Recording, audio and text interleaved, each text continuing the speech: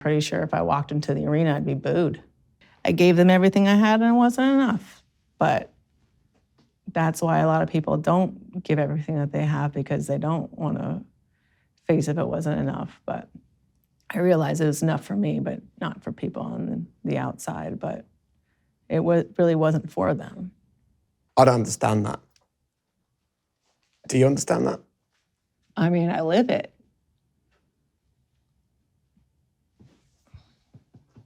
And why does that bother you? Why? I guess I wish it didn't. But, you know. I can't think of a champion that gave more than you. So why were people not able to go at that point? Do you know what? You've given your everything. I don't know. Ask the MMA media that. They're the ones saying it. What were they saying then? That I, was a fraud and I was hype and I was exposed and I was never anything and just lucky and all of these things. And that I wasn't gracious or a good loser or, every other thing that I, just assume at this point because I don't take the time to read it. Yeah. But everything that could be said that was negative was said. And, I feel like I'm really vilified by MMA media at this point, and I'm not really, welcome back, which is why I haven't gone to a UFC fight since. Not to trample all over your lived experience, but you would have seen the negative and the horrible. But there is so much great and so much love out there for what you did. I'm sure it's out there. I'm just saying that, and I appreciate it, but specifically in the MMA community, I feel like not so much. Outside of it, I've seen that, like, the average person on the street, like, people that I meet, like, at the grocery store, playground with my kid, everyone's so nice and gracious. But I'm just saying from the world that I came from, I don't think that is the way that I'm really viewed, but I don't really, read their media or their comments or anything like that anymore. But is there a particular comment that you did read at the time that you can recall that stays with you? No, I went like cold turkey on, I used to, it was really bad. I used to wake up in the morning and look at my tagged pictures and read my comments like the morning newspaper, but I had to, Why? Why? Because, I don't know, wanted that hit of outside validation that I'm so happy that I don't seek that anymore. And I feel like maybe that's the only way that I would have been able to broken from it. But I think it's, if it feels like everybody in the world loves you and is putting you on this pedestal, you feel like you have to keep that going. And when I felt like I lost it, then it was, I can't look at it anymore. And every tagged picture, I have people that literally are mentally unwell and spend hours out of their day basically coming after me and my family and my friends, posting negative stuff on their pages, my pages. If I have tagged pictures open, it's just completely flooded with images of me, and any kind of embarrassing picture of me, getting knocked out, me covering my face when it was all messed up at the airport, and constantly to this day.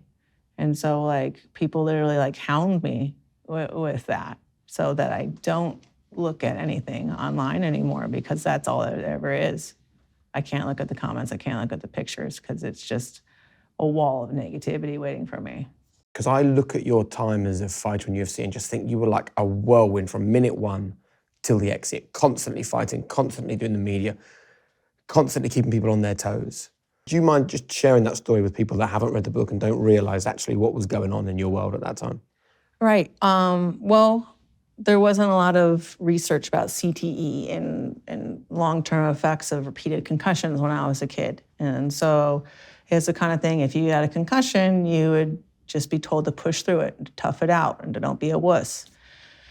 And so if you keep training through a concussion and keep taking these impacts over and over again, you re-aggravate it over and over again. So a concussion that if you just rested afterward, you would probably get over it in a couple of days. I would keep experiencing those symptoms for weeks, even months on end. What symptoms? Symptoms like photo vision, like spots in your vision, like someone took a picture of you, headaches, nausea, numbness. I would get like my fingers, my lips, and my tongue would get numb. Even blacking out. You can even black out on, for hours. I think my worst concussion, I got thrown on the back of my head at the finals of the Pan American Championships in Argentina, and I completely blacked out from the fight until I woke up the next morning. I lost that whole chunk of time. And,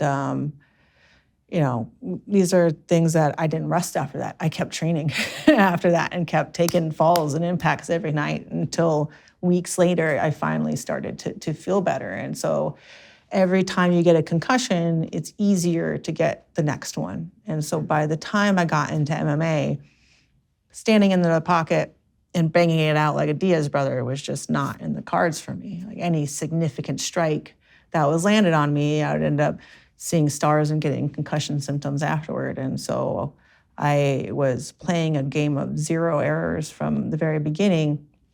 And even though my fights are very fast, there's 50 rounds of sparring that goes into every fight. And so then it started to be that hits that were less and less significant were starting to give me concussions. And then right before my first loss, I slipped down the stairs and knocked myself out on the stairs while tearing my knee out at the same time and went into that fight already concussed. And then, after that match, it was like a tipping point where even like a jab, a slap would give me a concussion.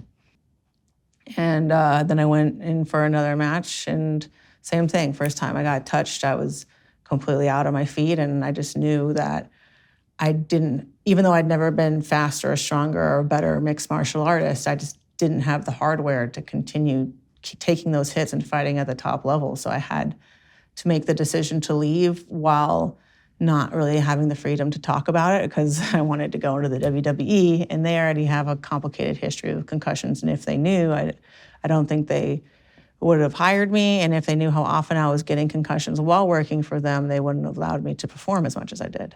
Did anybody ever try and step in for you?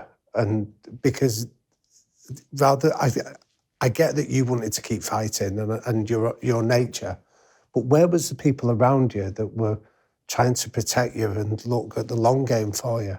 The thing is, I was very good at hiding that I was hurt. I also came from a sport where there was decisions from the referee. So you had to make it look like if you're hurt, you were never hurt. If you were tired, you're never tired. And in sparring and stuff like that, if someone hit me and I was like seeing stars or had photo vision, I didn't want anyone to know that. I was like embarrassed that anyone could hurt me and kind of like ashamed of it and maybe in denial. Did you lie to doctors? I mean, I didn't tell them as, I certainly didn't say I was going in concussed to a fight when I was, They're like, how are you feeling? Fine. That's the end of the questioning. Before I went to WWE and had to get all those brain scans and everything checked out, I was literally crying every single time that I lost my keys or my phone. My husband, I was like, oh my God, it's dead. I don't know where my phone is. I couldn't think of this word. It's like, and I was constantly like crying, really upset about it. I mean, I think one of the most moving parts of the book is when you just had that defeat and you're sitting there and you beautifully describe how no one really knew what to do apart from one person who was just staring at you, and you felt like without even a word being said, he had your back. And that moment when Travis whispered in your ear, like, you've always been more than just a fighter. He obviously is a wise guy, and I'd love to know what you think he's done for you that's been so important. Oh God, he's like, we saved each other. But what he did, I think he just always saw me as more than the fraction of myself that everybody else wanted to see.